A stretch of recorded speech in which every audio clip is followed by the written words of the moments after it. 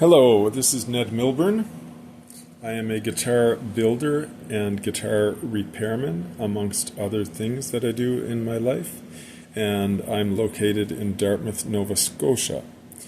On the bench here now, you can see it's a reissue, I believe 1960s, 1962 reissue Stratocaster electric guitar neck.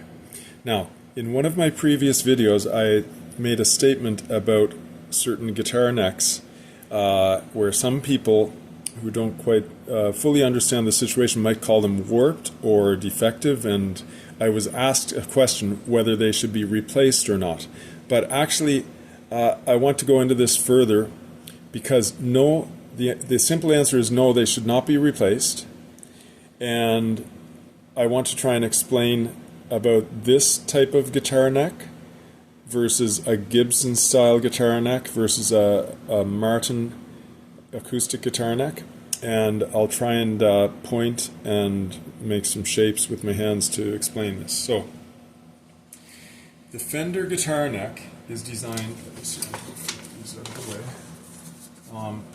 the Fender guitar neck is designed such that we have the headstock, of course, we have the main neck portion, then we have where it goes into the heel. One thing you can see about the heel is there is more wood in the heel. So more wood means less flex. Plus this is screwed on. We call them neck bolts, but they're actually screws. So the neck is screwed into the neck pocket, or it's put into the neck pocket and then screwed in to hold it tight to the neck pocket. So even though the truss rod, this is a traditional style truss rod, which is adjustable from the heel of the neck rather than the newer style, which are adjustable with a hex key from the headstock side, which are actually much more convenient and they're highly recommended. This is what's called a compression style truss rod, and I will try and draw you a picture of that and show you how it works. But basically, the string tension pulls this way and it makes the neck want to bow like this, right? So the string tension is pulling, it makes it bow like this. So the truss rod, we tighten it and we straighten the neck back out. We don't want the neck perfectly straight, we don't want it beyond straight, otherwise we risk buzzing, greater buzzing. So the string tension comes on, we tighten up the truss rod a little bit. Now, the trouble is, even though the truss rod is installed from here to probably up here close to the nut of the guitar, it may only come halfway up through between the first fret and the nut. But here's the trouble. The truss rod is not effective in this portion of the neck. Why? Because there is too much wood on the guitar and that resists flexing. Add to that the fact that it is screwed into the neck pocket, and that also resists flexing. So this is a non-flexible portion of the guitar. So even though the truss rod does pass through there, it is ineffective there. Once we go to the other end of the guitar, a truss rod, because of the design of this truss rod, ultimately through my experience on, even if they're installed this way where you adjust them from the headstock side, they tend not to be effective for the first fret and maybe even the second fret. So you get, if you think about it, if you know aircraft carriers, some aircraft carriers have a kind of like a ski jump at the end of the runway.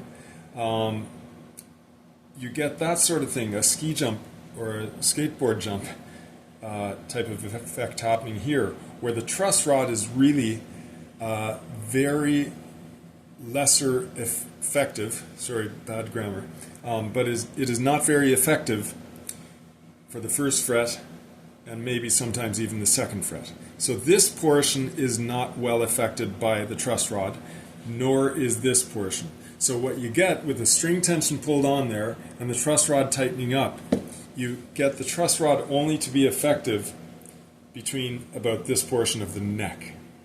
So that means that you have a situation where, due to the inherent idiosyncrasy of this neck design, you do not get a continual smooth bow through the whole neck. Okay? So that does not mean that your neck is damaged or that your neck needs to be replaced. All it means is that the guitar is a guitar and has its design and has the inherent idiosyncrasies that are involved with that particular guitar design. So basically what I try and do when I do a fret dressing, and let me step back first before I describe that. There is a well-known luthier supply store that loves to design and sell very expensive guitar lutherie tools. They have an 18-inch steel bar that they claim is milled to less than 1,000th of an inch error across its length and width. I believe that. But then you put sandpaper on that.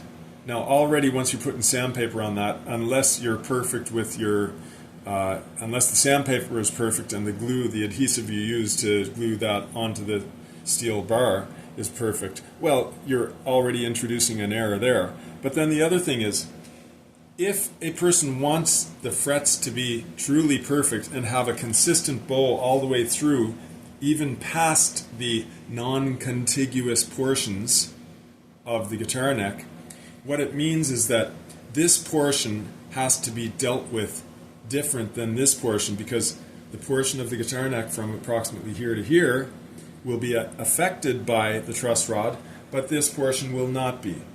So if you want to have a correct bow that blends the natural bow of the flexible portion of the neck into the non-flexible portion, then you need to use what's called craftsmanship. Craftsmanship involves at least two things, I guess three things, let's say. It requires the ability to perceive. You have to perceive, okay? Then it involves knowledge of what you're perceiving, and it involves skill, the skill to be able to craft a slight curve in this, or to blend this portion with this portion such that it doesn't give you a detrimental effect on the buzzing of the guitar.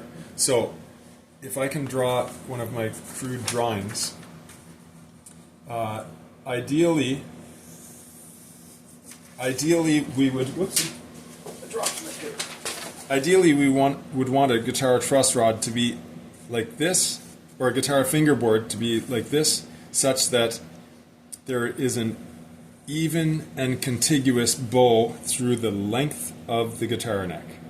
However, in reality, a neck like this is going to produce, and I'm going to draw this exaggerated, very exaggerated.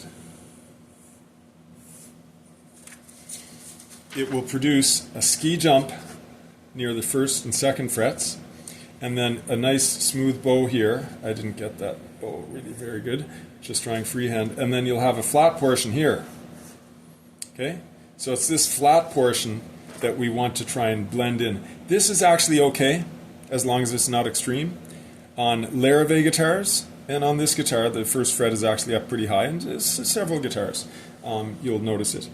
Larrivee guitars, acoustic guitars, I noticed the first fret has that ski jump effect pretty strong. But yeah, so what we need to do is, especially this area, we need to work this area more to blend it in a little bit better, to add more continuity with the rest of the fingerboard. Okay, so if your guitar has a neck that is like this, it doesn't mean that the neck is wrong or it's warped. It just means that's its idiosyncrasy. Now, here's another interesting thing. A Martin guitar, Martin acoustic guitar, they have dovetail joints usually. Some of the newer ones are being built with bolt-on necks. as far as I know. But a dovetail joint creates a situation such that we have the mini ski jump on the go, and then we have the rest of the neck, and then we have what many of us in the lutherie industry call the hump. Okay? Now if you see this, okay? Sorry, I stepped on the tripod with the feet and I shook it around a little bit. This would be where the heel for the guitar is from the side, and this is the edge of the guitar, the sides of the guitar where the body starts, and then this side where the arrow is, this is going to be the inner heel block with the dovetail joint, and the inner heel block is quite often oriented with the wood grain vertically like this, whereas the outer heel, the wood grain is like this. Okay? Now watch this. When wood grain shrinks, wood shrinks this way. So you can see the outer heel joint is going to shrink this way. The inner heel joint, because the grain is like this, it'll shrink this way, but it will not shrink this way. Wood grain does not shrink along its length very much at all. So what it does is, due to the heel joint, I'll draw the wood grain lines versus here. So you see the wood grain lines. This shrinks vertically, it shrinks this way, whereas this does not shrink vertically.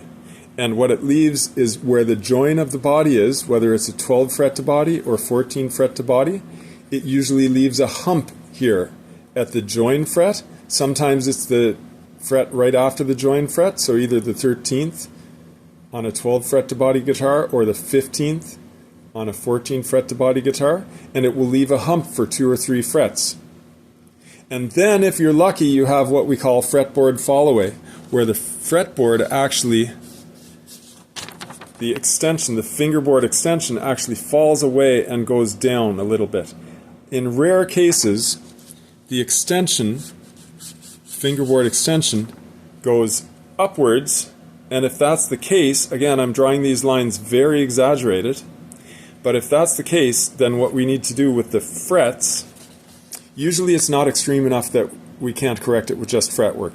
If it's really extreme, we're going to have to pull the frets out and replane the fingerboard to level the fingerboard off. But usually it's only the frets. So what we do is we take out a little bit more height from the frets here so that the resulting fret surface is level. Okay, we blend it in. So we take out the hump from the fret surface only, and then we take out the fretboard upper inclination if it exists, and that's the rare circumstance where this exists, although I say it's rare. I had a guitar come in recently, I gave it back to the owner only a week and a half ago, and it had the reverse from the common. The common is fretboard fall-away, okay?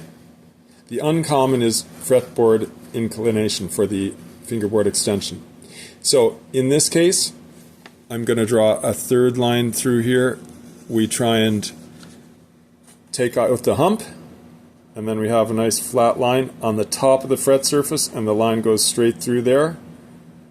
So this doesn't mean that your neck is warped or your guitar is warped or this or that, but it is regular to buy a brand new Martin guitar, and if it was just recently built, it might not show fretboard fall-away as much or fretboard inclination. It may not yet show the hump, but after a year to 3 years to 5 years, almost every single Martin style guitar heel, which is a dovetail joint that has horizontal grain orientation on the outer heel and vertical grain orientation, or even sometimes they make a two-ply heel block, a two-piece heel block with grain going vertically and then grain going horizontally. Sometimes they'll do that, but in either case, usually the hump will develop as the rest of this wood begins to shrink. Okay?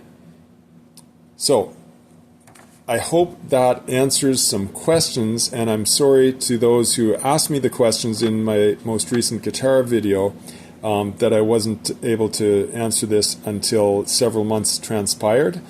But if you have any questions about this, certainly please leave a comment. For my other guitar videos, I do try and answer all the questions, and yeah, I like to engage with people. I'm an educator also in my life, and I like to, even though most guitar owners, guitarists, are not going to be doing their own guitar fret work, it's nice to know the situation about your guitar, because sadly, there are people who call themselves either luthiers or guitar techs who are lesser knowledgeable and lesser skilled. And the more you know and understand as a guitarist, the more you can talk to a potential guitar tech or luthier who's going to work on your prized instrument, your precious instrument. And if you're telling them stuff like this that I'm sharing with you, and if they say, if it looks like they don't understand that and don't know what they're talking about, then, sorry, put your guitar back in its case and run away from there as fast as you can. And if what I'm explaining here makes sense to them, then at least they have the knowledge to be able to understand this. Whether they have the skill to be able to make an effective remediation of it is another question, but we have to take chances sometimes in our life. So I pray that all of you guys are going to have a good guitar tech or luthier nearby you to be able to serve your guitar needs. If you have any questions, just send me a question in the comments, or you can find my name on my channel, and I'm on Facebook as well, so you can try and reach out to me by Facebook. And also you're going to find my website, and you'll find my phone number and public information on the internet. So my website is HandCraftedGuitars.ca, all one word, HandCraftedGuitars.ca, and find my phone number there. You can phone me, and if you have a guitar question, even if you're in Alaska, I love to talk to people, so give me a call. I've talked to people in various parts of the world. I think some people actually called me from Europe at different times. One of my guitars I sold to a fellow in Europe. So I try and help people out when I can. So give me a shout if you need, and if you have any questions, put them in the comments. And if this video was at all worthwhile to you, you know the situation on YouTube, like it and share it, because then that helps this information get out to other people too. Because at some time we're all going to die, and I hope I can be useful to other human beings during this time I have on the planet. Okay, peace and love, and God bless y'all. Bye now.